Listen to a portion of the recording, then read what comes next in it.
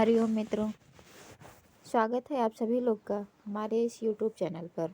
कैसे हैं आप सभी लोग और कैसा चल रहा है आप सब लोग का अध्ययन। आशा करते हैं आप सभी लोग स्वस्थ होंगे, मस्त होंगे और अपनी तैयारियों में व्यस्त होंगे। तो आइए हम सब पुनः नल चंपू की तरफ चलते हैं। कल हमने पढ़ा था नल चंपू में कवि वंशादि वर्णनम। उसमें हमने पढ़ा अस्ति समस्त मुनि मनुज वृंद वृंदारक वंदनीय पादारविंदस्य भगवतो विधे विश्वव्यापी व्यापार पारवस्याद अवतीर्णस्य संसार चक्रे क्रतुक्रिया कांड सौंडस्य शांडिल्य नामनो महर्षे वंशः। शांडिल्य नामक महर्षि का वंश है जिनको समस्त मुनि और मनुष्यों के समूहों में जो श्रेष्ठ हैं, उन श्रेष्ठियों के द्वारा जिनके पादारविंद की वंदना की जाती है और भगवान ब्रह्मा के विश्वव्यापी व्यापार के वशीभूत होकर के संसार चक्र में उन्हें जन्म लेना हुआ, उन्हें अवतीर्ण होना हुआ, अवतरण लेना हुआ और जो यज्ञ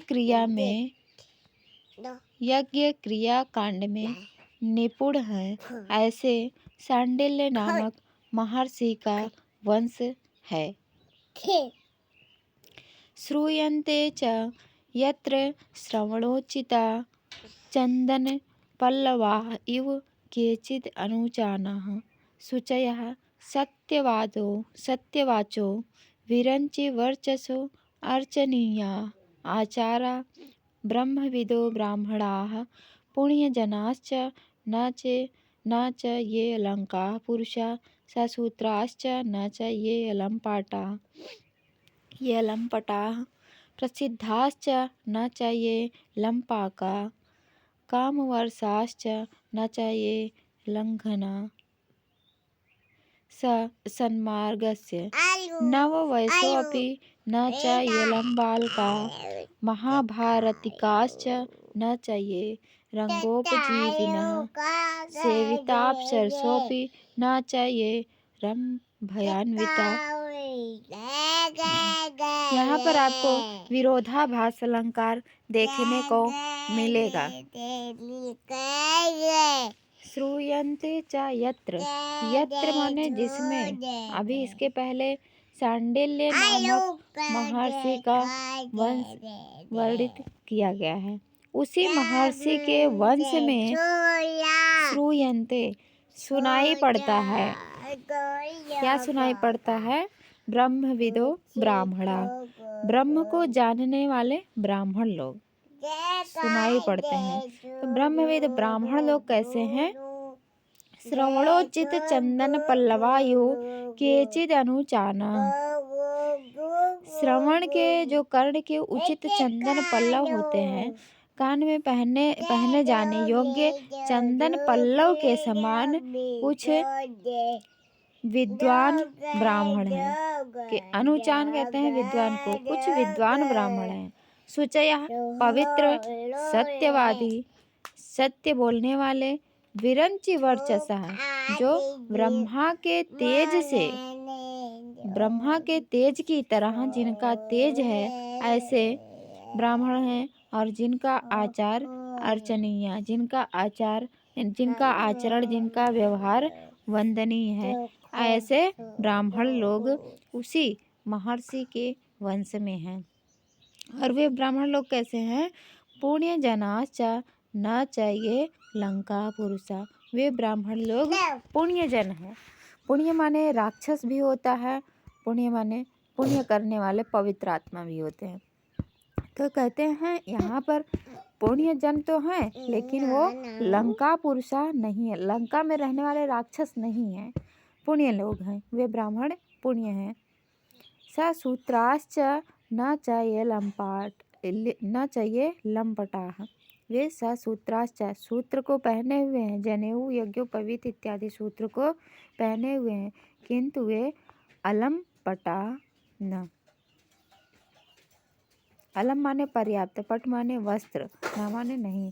पर्याप्त वस्त्र को पहनने वाले नहीं है। अथवा दूसरा अर्थ है लंपटा का, लंपट माने धूर्त।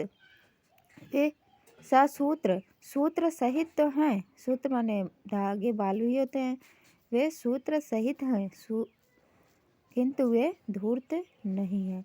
एंगा पदांता दति से यहाँ पर आप देखेंगे तो एंगा पदांता दति सूत्र लगा है, ये अलंपटा।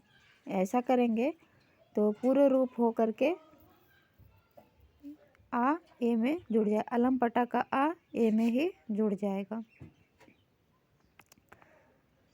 आगे देखेंगे प्रसिद्धाश्च न च ये अलंपाकाः। वे प्रसिद्ध लोग हैं किंतु ये अलंपाकाः। अलम माने पर्याप्त, पाका माने पकाने वाले, न माने नहीं।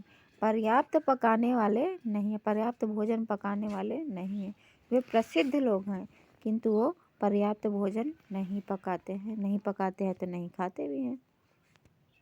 काम वर्षाश्च न च ये लंघनाः सन्मार्गस्य। कामनाओं की वर्षा कर देने वाले हैं, काम वर्षा करने वाले हैं, किंतु ये अलंघना न। घन माने होता है बादल, किंतु ये पर्याप्त बादल नहीं है। बादल तो पानी की वर्षा करता है, किंतु यहाँ के जो ब्राह्मण लोग हैं वे काम वर्षा करने वाले हैं, काम वर्षा करने वाले हैं और ये बादल नहीं है। लंघना न सन्मार्गस्य। ये लंघना न सन्मार्गस्य, जो सन्मार्ग से सत्य के मार्ग को लांघते नहीं है। नव वयसोऽपि न च ये लंबालकाः।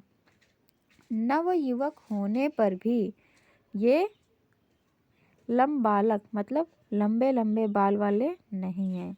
अथवा नव वयसोऽपि न चाहिए अलम बालका। नई नई इनकी आयु तो है किंतु इनकी जो बुद्धि है वे बालकों वाली नहीं है, पर्याप्त बालकों वाली बुद्धि नहीं है, परिपक्वता है इनमें। महाभारतिकाश्च न चाहिए रंगोपजीविना। ये भरत के नाट्य शास्त्र को जानने वाले हैं, महाभारत की कथा को भी जानने वाले हैं, किंतु नाट्य मंचन भी कर लेने वाले हैं, किंतु ये रंगोपजीविना न, रंग मंच की सहायता से अपनी जीविका चलाने वाले नहीं हैं।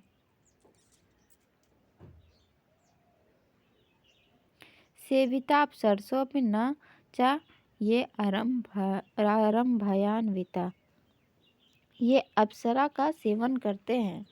सेविता अप्सरसोऽपि, अप्सराओं का सेवन करते हुए भी ये रंभा से अन्वित नहीं है, रंभा से युक्त नहीं है। रंभा एक अप्सरा का नाम है, रंभा इत्यादि से युक्त नहीं है। यहाँ पर अप्सरसा का अर्थ आपको अलग अलग करके लेंगे, तोड़ कर लेंगे श्लेष के माध्यम से। अप माने जल, सरस माने तालाब, जल का तालाब। अप्सरस माने होता है जल का तालाब। ये जल के तालाब का सेवन करते हैं, तालाबों का सेवन करते हैं, सरोवरों का सेवन करते हैं, किंतु ये आरम्भयान्विता न, ये पर्याप्त भय से युक्त नहीं है। जल में नहाते हैं तो इसमें जानलेवा जीव भी होंगे, मगरमच्छ इत्यादि होंगे, तो ये उनसे भयान्विता न, आरम्भयान्विता न, पर्याप्त भयान्वित नहीं है। अब फिर आगे कहते हैं किम बहुना, और क्या कहें। ये त्रिविक्रम भट्ट जी सोचते हैं कि कहीं पढ़ने वाले लोग हम इतना बताते रहें ये लोग ऊब न जाएं, तो कहते हैं और क्या कहें, और अधिक क्या कहें। जानन्ति हि गुणान् वक्तुं तद्विधायैव तादृशां वेत्ति विश्वम्भरा भारं गिरीणां गरिमाश्रयम्। यहाँ पर अर्थांतर न्यास अलंकार है। कहते हैं तद्विधा, उन सांडिल्य वंश में रहने वाले लोग ही, सांडिल्य वंश के जो ब्राह्मण हैं वे लोग ही, तादृशाम, उन लोगों के जैसे, उन लोगों के गुणान वक्तुम, गुण को जानने कहने के लिए ही जानते हैं। तद विधा एव जानन्ति, उनके उसी वंश में रहने वाले लोग ही जानते। तादृशाम, उनके जैसे लोग ही जानते हैं। क्या जानते हैं? गुणान वक्तुम, गुण को कहने के लिए। उदाहरण देते हैं, वेत्ति विश्वम्भरा भारम गिरीणाम गरिमाश्रयम। विश्वम्भरा धरती, धरती ही गिरीणाम पर्वतों के, गरिमाश्रयम जो गुरुता से युक्त पर्वत है उसके भार को विश्वम्भरा ही जानती है। क्योंकि पृथ्वी ही पर्वत के गुरुता को, पर्वत के भारीपन को पृथ्वी ही जान सकती है, अन्य कोई नहीं जान सकता है उसके भार को। उसी तरह से सांडिल्य वंश में रहने वाले लोगों के गुण को कहने के लिए, गुणों को वही लोग जानते हैं जो उस वंश में पैदा हुए लोग हैं। उनके जैसे लोग ही उसे, उनके गुणों को कहने के लिए जानते हैं। आगे चलते हैं, इतना समझ गए होंगे।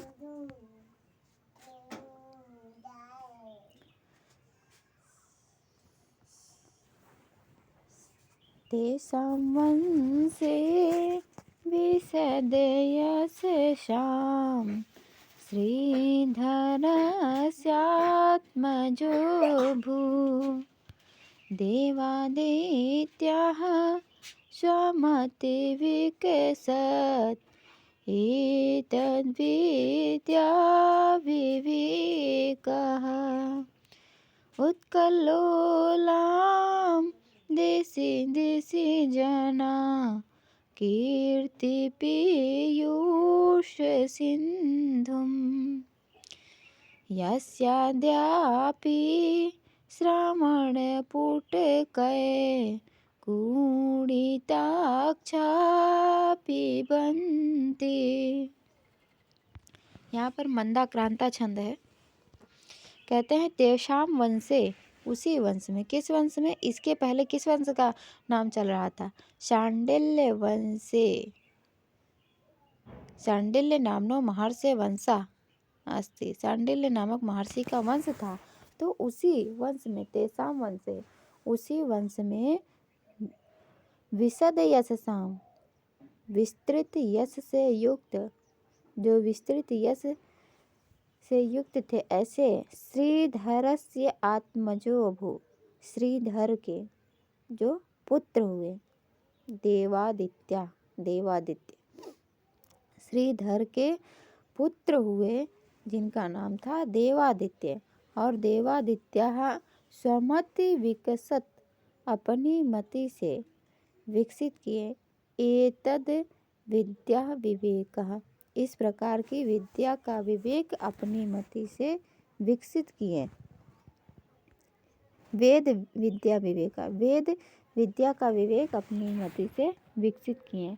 और उत्कल्लोलाम दिशि दिशि जनाः कीर्ति पीयूष सिंधुम।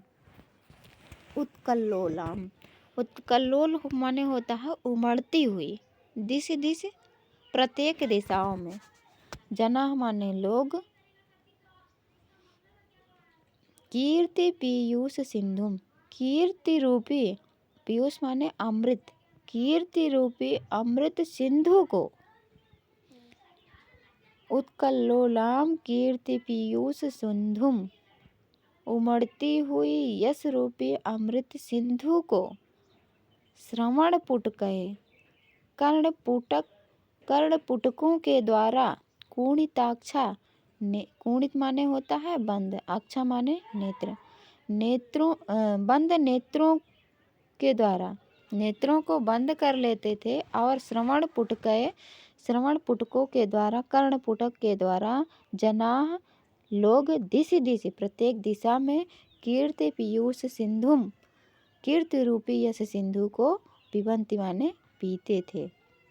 यस्य माने जिनके अद्यापि आज भी लोग अद्यापि आज भी जना माने लोग जिनकी उत्कल्लोलाम कीर्ति पीयूष सिंधुम उमड़ती हुई कीर्ति रूपी अमृत सिंधु को दिशि दिशि प्रत्येक दिशा में कुणिताक्षा बंद नेत्र और श्रवण पुटकों के द्वारा पिबंती माने पीते थे।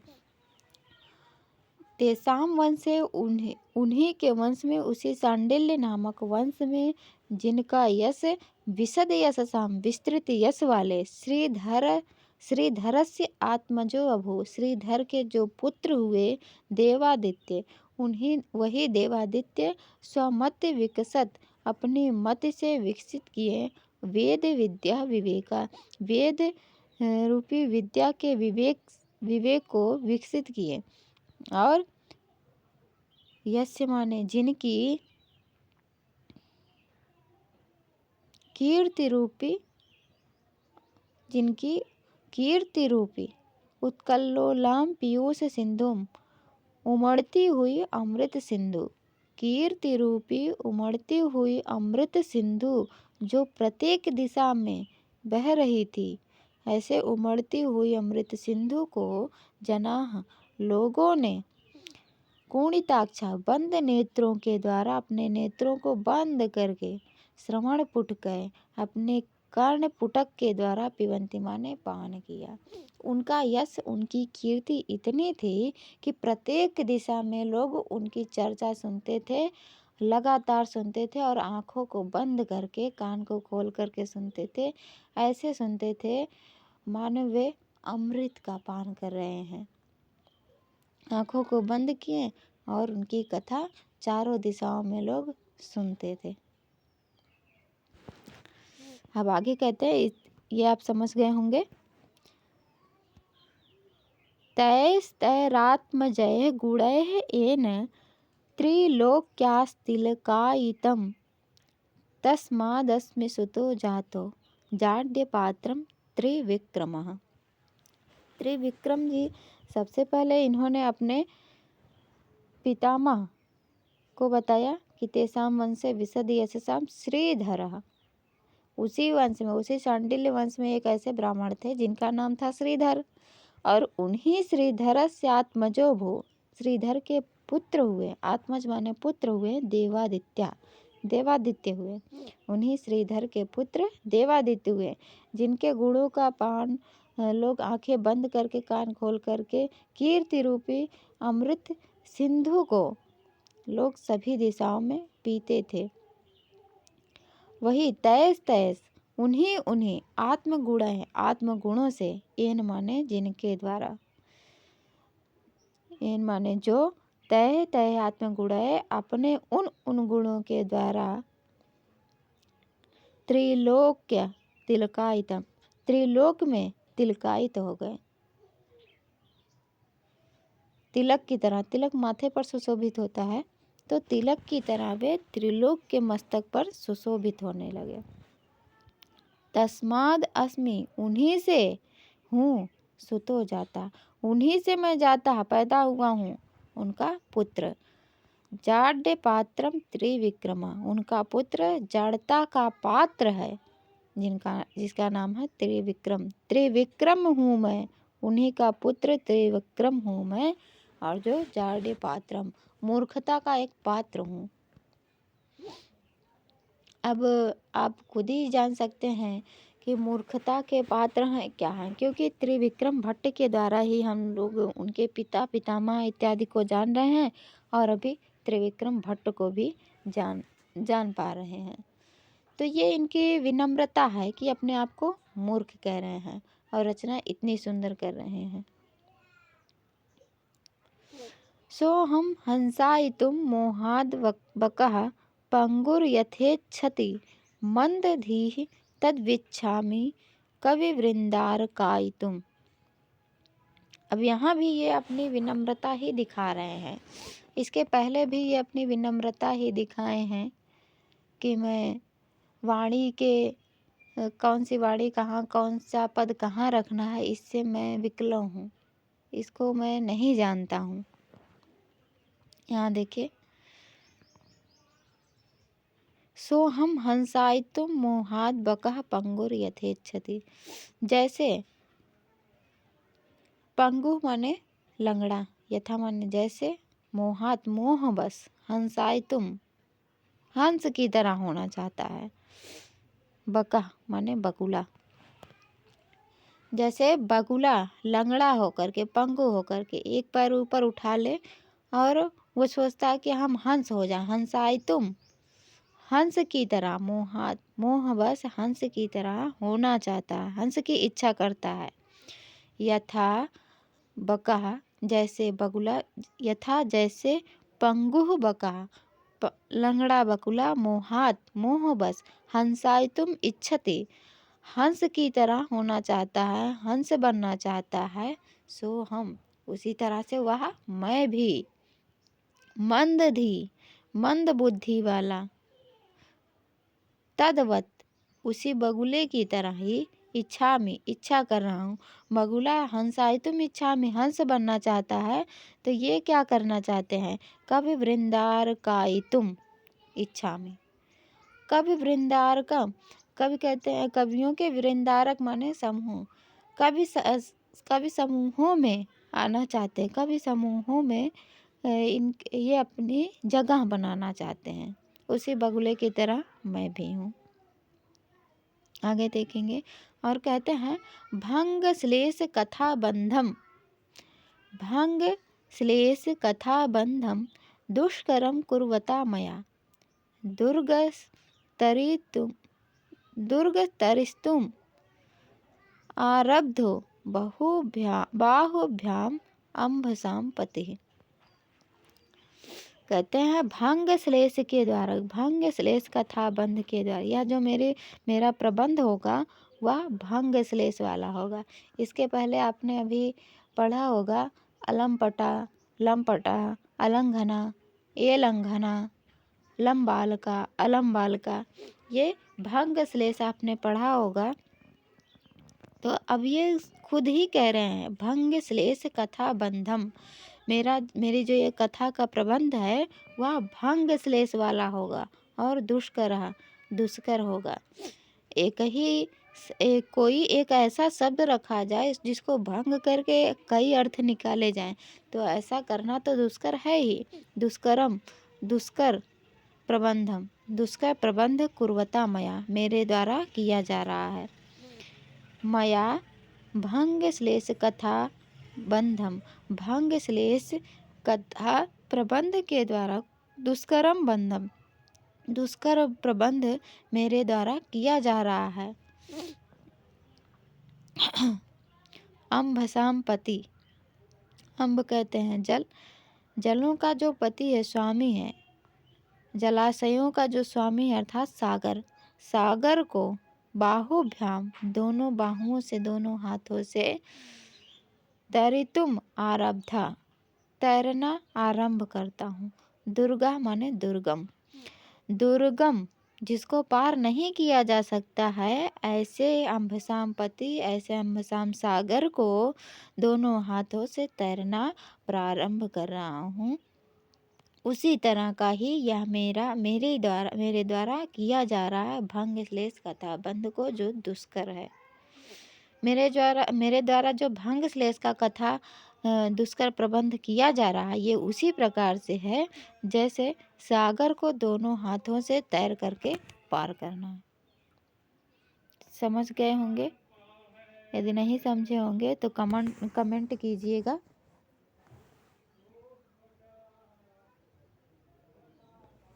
आगे देखिए,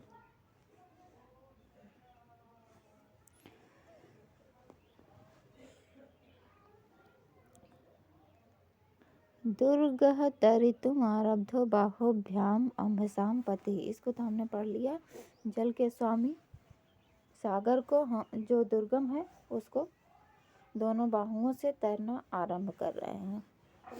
अब कहते हैं उत्फुल्ल गल्लैः आलापः क्रियन्ते दुर्मुखैः सुखम जानाति हि पुनः सम्यक् कविरेव कवे श्रमम। कहते हैं कि जो दुर्मुख लोग होते हैं, दुष्ट लोग होते हैं, वे उत्फुल्ल गलय गल्लय गल्लय माने गला फाड़ फाड़ के, गला फुला फुला करके, गला फाड़ फाड़ के आलाप करते हैं, बकवास करते हैं, सुखपूर्वक क्रियंते करते हैं, सुखपूर्वक बकवास करते हैं। अरे ये कवि है कैसा है, ऐसे तो हम पता नहीं कितनों रचना कर दें, ये कर दें वो कर दें, ऐसे कर देंगे वैसे कर देंगे। जो दुर्मुख लोग होते हैं, दुष्ट लोग होते हैं, सुखपूर्वक वे गला फाड़ फाड़ करके काव्य के बारे में आलाप करते हैं, किंतु जानात ही पुनः सम्यक कविरेव कवे श्रमम। कविरेव कवि ही कवे श्रमम, कवि के श्रम को सम्यक जानाति अच्छी तरह से जानता है, पुनः फिर कवि ही कवि के श्रम को अच्छी तरह से जानता है कि उसको कितनी मेहनत लगी है एक पद रखने में। जो लोग गला फाड़ फाड़ कर चिल्लाते हैं कि ये कर देंगे वो कर देंगे, यदि उनसे एक लाइन पद्य का लिखने के लिए कहा जाए तो वो नहीं कर पाएंगे। भले ही वो चिल्लाए कि हम ये कर लेंगे वो कर लेंगे, ऐसा है वैसा है। आसानी से बोलना आसान होता है, सुखपूर्वक दुर्मुखों के द्वारा गला फुला कर आलाप, गला फाड़ फाड़ कर आलाप किया जाता है, किंतु वही यदि एक लाइन लिखने के लिए कहा जाए तो 7 पुस्तें याद आ जाती हैं। ऐसे दुर्मुखों के द्वारा कहा, दुर्मुखों के लिए कहा गया है, कवियों के लिए नहीं, क्योंकि कवि ही कवि के श्रम को जानता है। जो कवि है वो कवि के श्रम को जानता ही है कि कितना तर्क करके, कितना विचार करके एक एक पद रखा जाता है। आगे देखिए, संगता सुरतार्थेन रम्या मे रुचिराश्रया नंदनोद्यानमालेव तस्यालोक्यतां कथा। कहते हैं संगता सुरसार्थेन, सुर माने देवता, देवता के साथ रहने से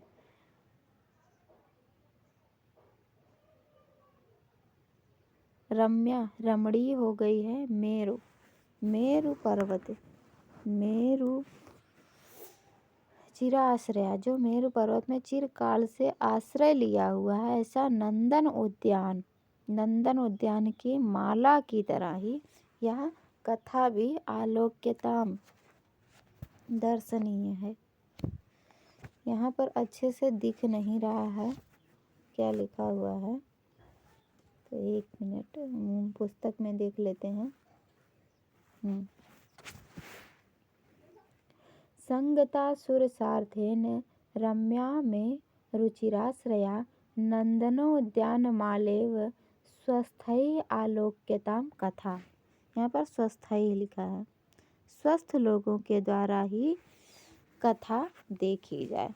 और जो नंदन वन की माला है, नंदन उद्यान की माला है, वह भी स्वस्थ लोगों के द्वारा ही देखी जाता है। उद्यान में कौन जाता है? स्वस्थ लोग जाते हैं कि बीमार लोग जाते हैं? स्वस्थ लोग ही जाते हैं। तो जैसे स्वस्थ लोग नंदन उद्यान की माला देखते हैं, उसी तरह से यह मेरी कथा भी स्वस्थ लोगों के द्वारा देखा जाने योग्य है। यहाँ पर कथा के लिए स्वस्थ का अर्थ निरोग होना नहीं है, मस्तिष्क से स्वस्थ होना है, मस्तिष्क से दृढ़ होना है। अलंकार रस इत्यादि को जानने वाले लोग ही मेरी इस कथा को देखें।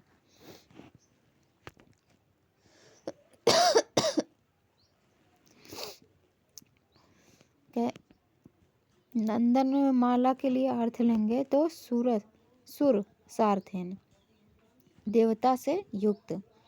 रम्या जो रमणीय है।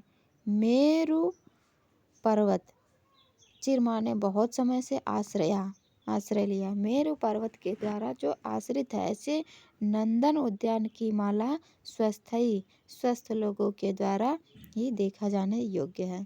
उसी तरह से मेरी कथा भी है। तो कथा के लिए क्या अर्थ लेंगे? सुरस अर्थहीन, रस को यहाँ पर अलग करेंगे, सुरस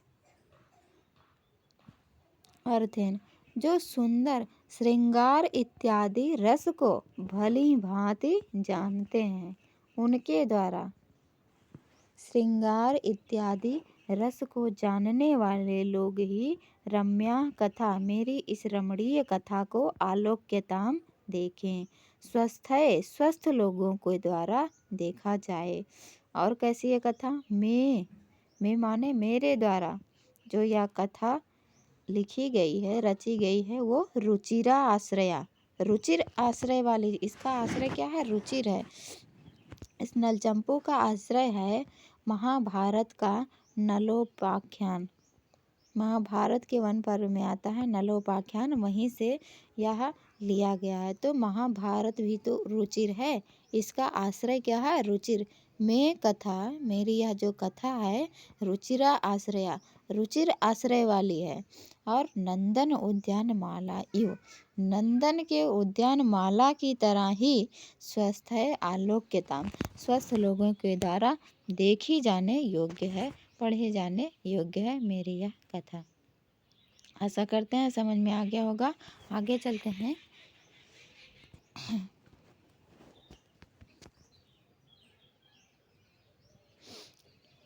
उदात नायकोपेता गुणवत वृत्त मुक्त का, चंपूश्च हारयष्टिश्च केन न क्रियते हृदय।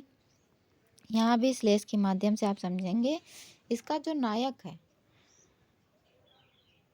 चंपू हारयष्टिश्च, चंपू ग्रंथ को और हार को, हारयष्टि हार की जो माला, मोतियों की जो माला होती है, हार जिसे गले में पहना जाता है, उसको, चंपू को और हार को, केन किसके द्वारा, ना क्रियते हृदय किसके द्वारा हृदय में धारण नहीं किया जाता। हार को हृदय पर धारण किया जाता है और चंपू को भी हृदय में धारण किया जाता है। तो दोनों का एक ही विशेषण बता रहे हैं, समान विशेषण है। चंपू जो है उदात नायकोपेता, चंपू, इस नलचंपू का जो नायक है वह उदात है, धीरोदात है। उदात नायकोपेता, उदात नायक के गुणों से युक्त है। गुणवत वृत्त मुक्त का, उसका जो व्यवहार है वह गुणशाली है। और यह मुक्तक, चंपू ग्रंथ जो है वह मुक्तक है। वृत्त माने होता है छंद, छंद से मुक्त है। यहाँ पर गद्य में भी, गद्यांश में भी यह आपको मिलेगा। तो वह, यह जो चंपू है यह गौरवशाली है, गुणशाली है और इसमें छंद से, यह छंद से मुक्त है। यह चंपू ग्रंथ, ऐसा चंपू ग्रंथ केन न क्रियते हृदय, कौन इसे दिल में नहीं उतारना चाहेगा। अर्थात हर कोई इस चंपू ग्रंथ को दिल में उतारना चाहेगा। यहीं पर हार यष्टि, हार के लिए अर्थ लेंगे तो उदात, अच्छे, नायको पेता, जो उदात, सही मार्ग पर, अच्छे मार्ग पर ले जाने वाला नायक है वह। मुक्त का, मोतियों को सही मार्ग पर कौन ले जाता है? हार में, अर्थात धागे ही उसे सही मार्ग पर ले जाते हैं। तो उदात नायक अच्छे धागों से युक्त है, अच्छे धागों वाला है, अच्छे धागे में पिरोया गया है।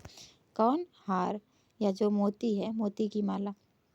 उदात नायकोपेता, अच्छे धागों से युक्त है और गुणवत, अच्छी क्वालिटी का है, गुण वाली है यह मोती। गुणवत, अच्छी क्वालिटी का। वृत्त माने होता है गोल, गोल गोल मुक्तका माने मोतियों वाली, अच्छी क्वालिटी की गोल गोल मोतियों वाली और उदात्त नायकोपेता अच्छे धागों से युक्त जो हार है, ऐसे हार को केन ना क्रियते हृदय, कौन गले में पहनना नहीं चाहेगा।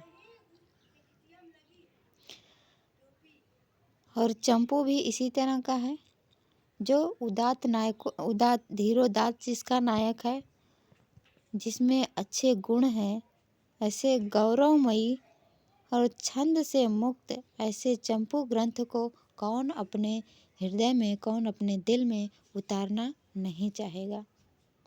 तो आज के लिए इतना ही। वीडियो देखने के लिए आप सबका बहुत बहुत धन्यवाद। नमो नमः। मिलते हैं अगले वीडियो में, तब तक के लिए नमो नमः।